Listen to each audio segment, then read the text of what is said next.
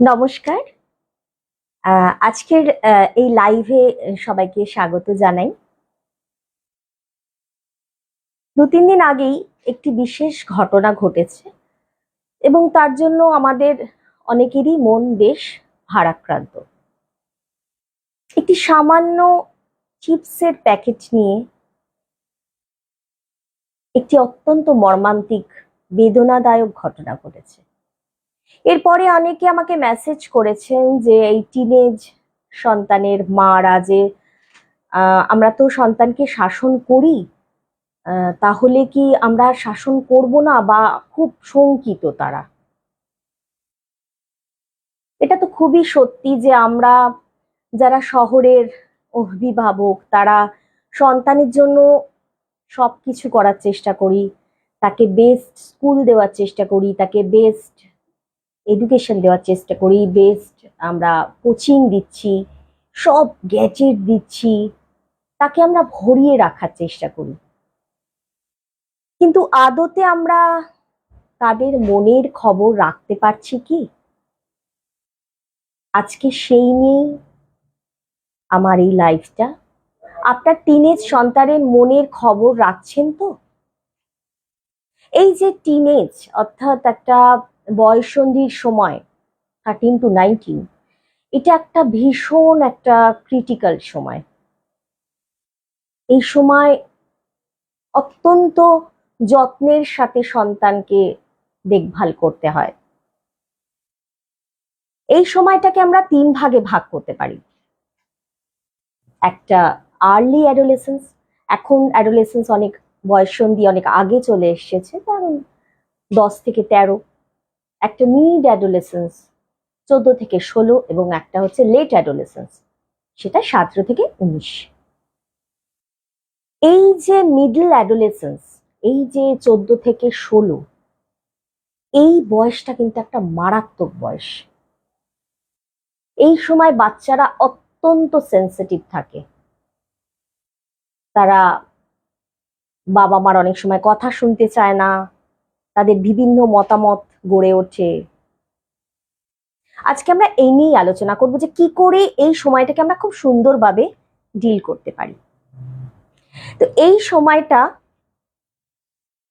ব্রেনের ক্ষেত্রে বলা হচ্ছে যে বয়ঃসন্ধির বাচ্চাদের এই সময় ব্রেনের আমার যে অ্যামিগডালা পার্টটা, অর্থাৎ যেটা আমাদের সব ইমোশনের জন্য দায়ী, সেইটা খুবই অ্যাক্টিভ থাকে এবং সেই কারণে তারা খুব সেন্সিটিভ হয়, খুব তাড়াতাড়ি রাগ করে ফেলে, রিয়াক্ট করে ফেলে, খুব দ্রুত তাদের আবেগটাকে তারা প্রকাশ করে ফেলে।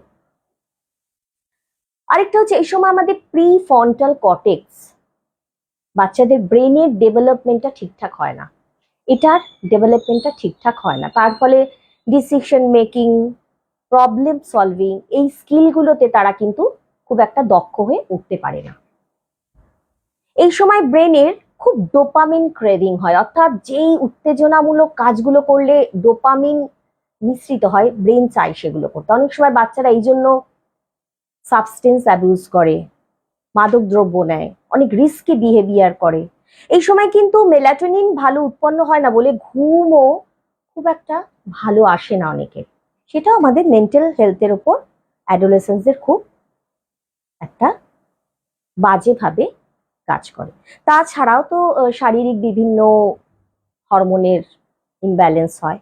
তার ফলে এইটার একটা বৈজ্ঞানসম্মত ব্যাখ্যা যে এই সময় যে অ্যাডোলেসেন্সরা তারা কিন্তু অত্যন্ত আবেগপ্রবণ হয় এবং অনেক ভুল ডিসিশনও নিয়ে ফেলে। তাই তাদের আমাদেরকেই ঠিক করে বড় করতে হবে, যত্ন করতে হবে। তো কি দেখে বুঝবো যে একটি অ্যাডোলেসেন্সের বাচ্চা, বয়ঃসন্ধির বাচ্চা ভালো নেই? কি দেখে আমরা এগুলো বুঝবো? আমরা তার কিছু বিহেভিয়ার চেঞ্জ দেখতে পারবো। যেমন একটি ইমোশনাল দিক দিয়ে অনেক সময় এরা খুব রেগে যায়, খুব চিড়চিড়ে হয়ে যায়, বা খুব ইরিটেবিলিটি হয়, অ্যাগ্রেসিভ হয়ে যায়। তাছাড়া এরা এই সময় কনসেন্ট্রেশন দিতে পারে না, অনেক সময় নিজেকে সবার থেকে দূরে করে নেয়, ঠিকঠাক বন্ধুদের সাথে মেশে না, নিজেকে হোপলেস, হেল্পলেস লাগে, ওয়ার্থলেস লাগে। সবার থেকে নিজেকে গুটিয়ে নেয়, অনেক সময় স্কুল যেতে চায় না, অ্যাবসেন্ট করে। তো অনেক কিছু বিহেভিয়ারের পরিবর্তন ঘটে, যেমন খিদে কম হতে পারে ফিজিক্যাল দিক দিয়ে, ঘুম কম হতে পারে বা বেশি কম হতে পারে। এগুলো কিন্তু আমাদের একটুখানি নজরে রাখতে হবে যে ওর কিছু পরিবর্তন হচ্ছে কি। অনেক সময় কিন্তু বাচ্চারা বলে না কাউকে, তো আমাদের অভিভাবকদের একটু এইগুলোর দিকে ভালো করে দেখতে হবে। আচ্ছা, ওর কি রেজাল্ট খুব খারাপ হতে শুরু করেছে? ও কি খুব অ্যাগ্রেসিভ বিহেভিয়ার করছে, রেগে যাচ্ছে? ও কি সবার থেকে আলাদা হয়ে যাচ্ছে, কোথাও যেতে চাইছে না স্কুলে? ও কি সব ইন্টারেস্ট যে আগে যেগুলো ভালোবাসতো সেগুলো হারিয়ে ফেলছে? এগুলো কিন্তু আমাদের একটুখানি লক্ষ্য করা দরকার। এরপরে আসছি যে এই সময় কি কি হতে পারে। এই সময় অ্যাংজাইটি জনিত বিভিন্ন সমস্যা হতে পারে এই বয়সন্ধি বাচ্চাদের। সেটা হতে পারে যে তাদের পারফরমেন্স অ্যাংজাইটি হয়, যে আমরা কেমন রেজাল্ট করব সেটা তারা বুঝতে পারে না, বা খারাপ পরীক্ষা দিলে খুব রিয়াক্ট করে তারা। হ্যাঁ, এই কারণেই দেখা যাচ্ছে এই যে নিট পরীক্ষার কোটায় প্রচুর বাচ্চা আত্মঘাতী হচ্ছে। আগের বছর আমরা দেখেছি, কয়েক বছর ধরেই দেখছি। হ্যাঁ, তারা এই সময়টা এক্সামের একটা ভীষণ তাদের ফোবিয়া হয়ে ওঠে, এবং সোশ্যাল অ্যাংজাইটি হয়, কারোর সাথে মিশতে চায় না। পারফরমেন্স অ্যাংজাইটি হয়, কেমন পারফরমেন্স করবে বুঝতে পারে না। সব মিলিয়ে তারা অ্যাংজাইটি জনিত কারণে বেশ কিন্তু খারাপ অবস্থায় থাকে। তাছাড়া এই সময় যেটা হয় যে ফ্যামিলি যাদের ডাইনামিক্সের অবস্থা খুব একটা ভালো না, হয়তো বাবা মা কেউ আগে মারা গেছেন কিংবা ফ্যামিলিতে ডিভোর্স হয়েছে, তারা কিন্তু এই সময়টা খুব একটা খারাপ অবস্থার মধ্যে দিয়ে যায়। বা বাবা মার অতিরিক্ত ঝগড়া দেখলেও এদের মনের মধ্যে কিন্তু একটা সাংঘাতিক প্রভাব পড়ে। তার থেকে অনেক সময় ডিপ্রেশন হয়, ডিপ্রেশন থেকে অনেক সময় সাবস্টেন্স অ্যাবিউজ করে। এই সময় একটা বডি ইমেজ নিয়ে তারা খুব সচেতন হয়ে ওঠে যে আমাকে কেমন দেখতে। তো অনেকে এই সময় বডি শেমিং, অনেকে স্কুলের বাচ্চারা করে যে তাকে লেবেল করে দেয় যে তুই তো কালো, তুই তো বেঁটে। এতে বডি শেমিং এর ফলে তাদের মনে অত্যন্ত একটা প্রভাব পড়ে, ফলে ডিপ্রেশন হয়। এবং ডিপ্রেশন থেকে কিন্তু এক সময় তারা সেলফ হার্ম করতে পারে, হাত পা কাটতে পারে, আরো অনেক কিছু, এই যে কীটনাশক খেয়ে ফেলতে পারে, কোনো অস্ত্র দিয়ে, কিছু ছুরি টুরি দিয়ে হাত পা কাটতে পারে, এবং একসময় সুইসাইডও করতে পারে। তাছাড়াও এই সময় দেখা যায় যে খুব অ্যাবসেন্ট করছে, স্কুল যাচ্ছে না, অ্যাবসেন্টিজম বেড়ে যায় অনেকের ক্ষেত্রে। এবং এই সময় তারা অনেকে আবার খুব ইটিং ডিসঅর্ডার হয়, বেশি খায়, কম খায়। তাছাড়া তো মোবাইল অ্যাডিকশন আছে। অনেক সময় মনের কষ্টটাকে, স্যাডনেসটাকে, ডিপ্রেশনটাকে কোপ করার জন্য তারা মোবাইল দেখতে থাকে ঘন্টার পর ঘন্টা, এবং তখন মোবাইল ছাড়াতে গেলে অসম্ভব অ্যাগ্রেশন দেখায়, বাবা মার উপরে রেগে যায়, এবং একটা মারামারি পর্যায়ে চলে যায়। তো এই যে অ্যাডোলেসেন্স পিরিয়ডটা, এটা একটা খুব সংবেদনশীল সময় এবং প্রচন্ড সেন্সিটিভ সময় একটা। এই সময় বাচ্চাদের বিভিন্ন ধরনের স্ট্রেস, অ্যাংজাইটি, ডিপ্রেশন, তারপরে body image issue, body shaming, bullying. স্কুলে অনেক সময় এই সময় বাচ্চাদের বুলি করা হয়, হয়তো কিছু বাচ্চাকে মৌখিকভাবে ভার্বাল বুলি করা হয়, খ্যাপানো হয়, টিস করা হয়। অনেকে বডিলি তাকে টিস করা হয়, মারা হয়। তাছাড়া অনেক সময় সোশ্যালিও তাকে টিস করা, যে এর সাথে মিশবি না, ওর নামে বাজে কথা ছড়িয়ে দেওয়া হয়। তাছাড়া তো সাইবার বুলিংই আছেই, যে ফেসবুক অথবা ইনস্টাগ্রামে বাজে কথা লেখা, তাকে ট্রোল করা। বুলিংও এই সময় একটা খুব ইম্পর্টেন্ট জিনিস, এবং যেহেতু এই সময় ওরা কোনো ডিসিশন নিতে পারে না, খুব সেন্সিটিভ থাকে, তাই ওরা খুব রিয়্যাক্ট করে ফেলে, এবং তার থেকে কিন্তু অনেক ধরনের সমস্যা কিন্তু দেখা যেতে পারে। এরপরে আমরা তো সমস্যার কথাই বললাম, এরপরে এই সময়টা আমরা কি করতে পারি, প্যারেন্টিংটা কিভাবে করতে পারি। তো প্যারেন্টিংটা হচ্ছে একটা ভীষণ ইম্পর্টেন্ট জিনিস। প্যারেন্টিং আমাদের সাধারণত খুব সহজ ভাষায় বলতে গেলে 4 ধরনের প্যারেন্টিং। একটা হচ্ছে কন্ট্রোলিং, একটা হচ্ছে সিকিউরড প্যারেন্টিং, একটা হচ্ছে পারমিসিভ প্যারেন্টিং, আর একটা হচ্ছে নেগলেক্টিং প্যারেন্টিং। মানে কন্ট্রোল প্যারেন্টিং মানে খুব কন্ট্রোল করা, খুব শাসন করা। পারমিসিভ মানে হচ্ছে একেবারেই সবটাতে পারমিশন দিয়ে দেয়া। নেগলেক্টিং মানে হচ্ছে একেবারেই বাচ্চাকে না দেখা। আর সবচেয়ে বেস্ট প্যারেন্টিং হচ্ছে সিকিউরড প্যারেন্টিং, যেখানে একটা ব্যালেন্স মেনটেন করে আমরা কিন্তু বাচ্চাকে বড় করে তুলতে পারি, স্পেশালি অ্যাডোলেসেন্স বাচ্চাদের। তো আমরা এই সিকিউরড প্যারেন্টিংটা কি করে করতে পারি? অনেকেই এই প্রশ্নটা করেন যে কি করে আমরা এই সময় অসহায় বোধ করেন যে কি করে আমরা এই প্যারেন্টিংটা করব, বুঝতে পারেন না। প্রথমেই যেটা বলা সেটা হচ্ছে আনকন্ডিশনাল পজিটিভ লাভ, অর্থাৎ বাচ্চাকে এটা বোঝানো যে আমরা তোমাকে একদম কোনো কন্ডিশন ছাড়াই ভালোবাসি। তার জন্য মাঝে মাঝে বাচ্চাকে একটু হাগ করা, বাচ্চাকে একটু ঘুম থেকে ডেকে তোলার সময় বাচ্চার একটু মাথায় হাত বুলিয়ে দেওয়া, একটু মাঝে মাঝে জড়িয়ে ধরা, বাচ্চাকে এটা বলা যে আমি তোমাকে খুব ভালোবাসি। মাঝে মাঝে কিন্তু এটা খুব দরকার, এই আনকন্ডিশনাল পজিটিভ লাভ এটা শো করা। এরপরে আসছি যে একটা ওর কথাটা খুব ভালো করে শুনতে হবে, একটা ওপেন কমিউনিকেশন দরকার। খুব ভালো করে ওর কথাটা শুনতে হবে যে ও কি বলছে। ও যদি কোনো ভুল কাজ করে থাকে যেন সেই জায়গাটা থাকে বাবা মার কাছে, যে ওর ভুলটাও যেন বাবা মাকে বলতে পারে ও কি বলছে। ওর কথাটা খুব মন দিয়ে শোনা এবং নন জাজমেন্টাল হয়ে ওকে দেখা যে ঠিক আছে একটা ভুল হয়ে গেছে, সেটাকে এসো আমরা কি করে সংশোধন করি, আমরা বাবা মা সবাই মিলে তোমার সাথে একসাথে বসি। তাহলে আনকন্ডিশনাল পজিটিভ লাভ, তারপরে হচ্ছে একটা ওপেন কমিউনিকেশন, খুব ভালো করে ওর কথা শোনা। তারপরে এসছি যে ওকে এমপ্যাথি দেখানো, ও যেই জায়গাটায় আছে সেই জায়গাটা বোঝা।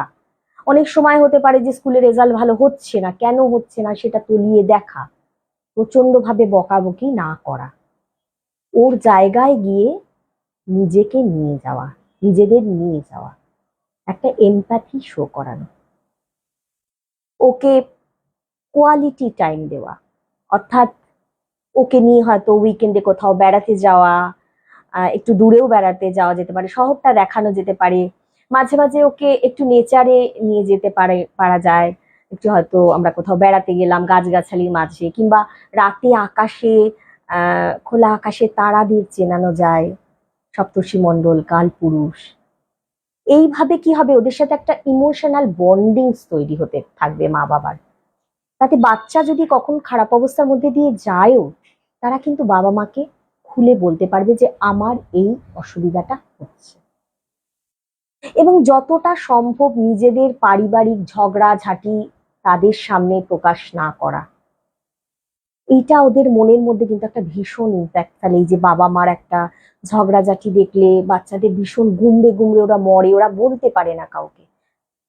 সেই জন্য যাদের হয়তো বাবা বা মা মারা গেছেন বা ডিভোর্স হয়ে গেছে, ফ্যামিলি কনফ্লিক্ট দেখছে, সেখানে বাচ্চাদের ভীষণ ভাবে অসুবিধা হয় এবং তারা খুব দ্রুত কোনো ভুল ডিসিশন নিয়ে নেয়।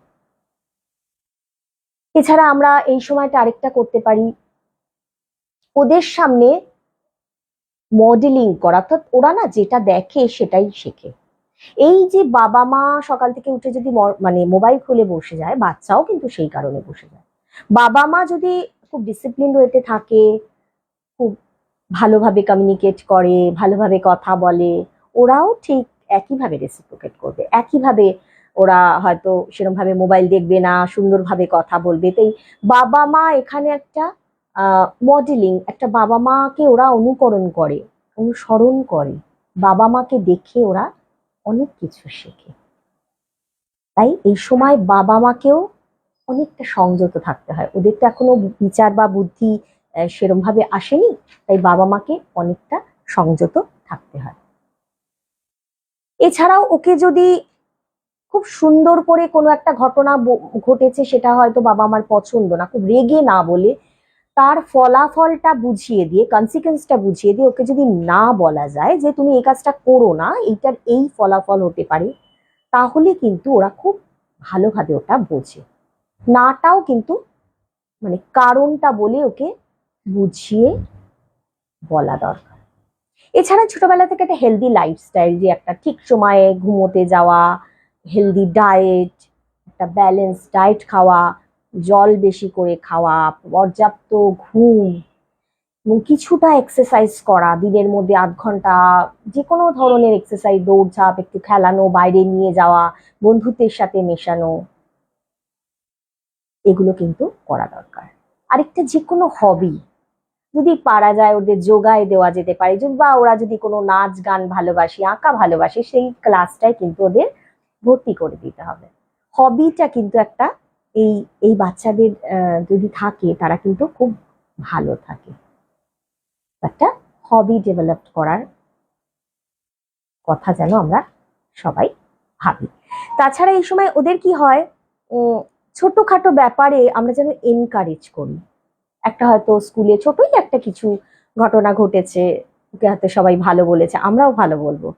একটা ভালো ছবি এঁকেছে, বাহ, রিইনফোর্স করা, ওকে একটু এনকারেজ করা যে না তোমার এই জিনিসটা খুব ভালো করেছো, বা একটা জায়গায় কোনো কম্পিটিশন পেয়েছে। আমরা অনেক বাবা মাই না ওদের সবসময় খুঁতটা দেখি, গুণটা দেখি না। তো আমাদের চেষ্টা হবে এই সময় কিছুটা ওদের একটুখানি এনকারেজ করা, প্রশংসা করা। ওরা প্রশংসা কিন্তু খুব পছন্দ করে।